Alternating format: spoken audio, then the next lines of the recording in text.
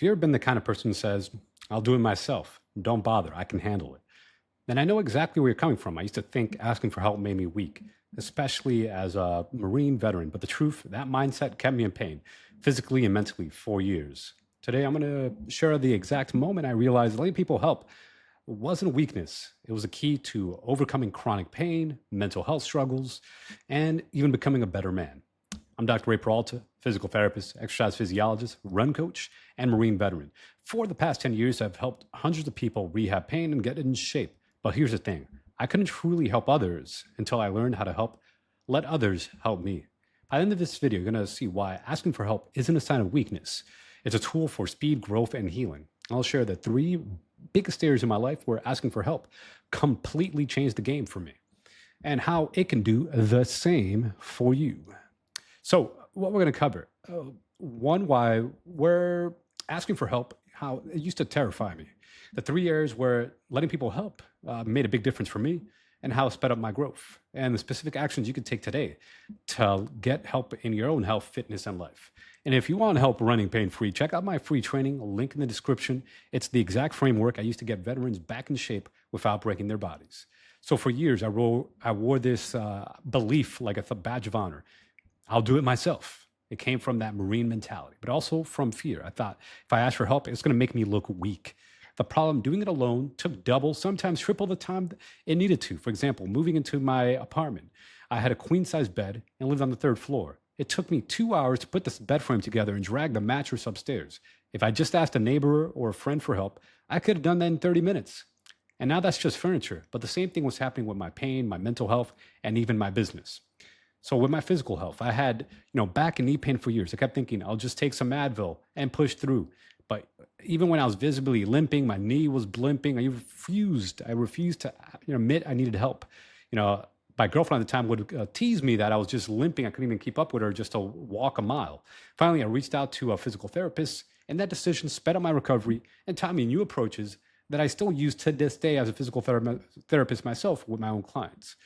Mental health. For a long time, I was in denial about my borderline personality disorder. I brushed it off. I told myself I was fine, even when I was having suicidal thoughts. It wasn't until I worked with a psychologist, a mental health therapist, that I started to unpack old patterns, childhood trauma, and behaviors that were holding me back. That work didn't make me weak. It was like personal training for my brain. It gave me tools to manage my emotions and rebuild my life.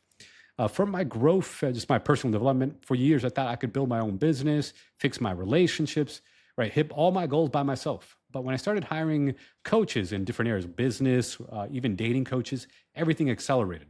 I paid thousands for help in terms of, you can look at business coaching, relationship, dating coaching, and every dollar was worth it. Instead of wasting years trying to figure things out, I got results much faster. Right? It sped down, it decreased the amount of time I was wasting trying to figure it out on myself.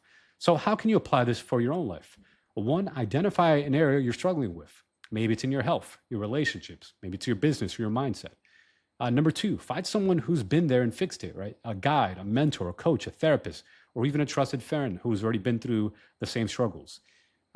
If need be, invest in help. You're going to have to invest either way, whether it's in time or money, and also humility. You have to put the ego aside, check the ego. Sometimes people have ego that, they don't need the help. They could do it all. They could just look at the internet and read the free generic resources. But sometimes it's worth it to reach out and get help.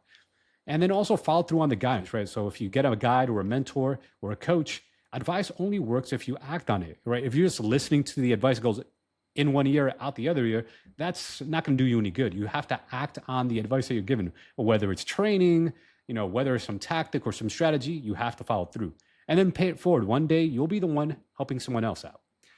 So when I rehabbed my lower back, I worked with people who knew more than I did, right? I learned about the McKenzie method, doing some back stretches. I learned about different calisthenic back exercises, like back bridges, like from wrestler style Hindu push-ups, right? From martial artists to yoga style cobra stretch, right? Things I might not have discovered just trying to solve it all on my own.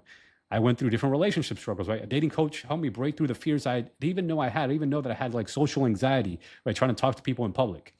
That work just wasn't about getting a date. It was about becoming a man who could build and sustain a healthy relationship and isn't afraid just to go out in public and just ask for directions or, looking for something in a grocery store. I used to panic just for asking like, hey, where the milk and bread is.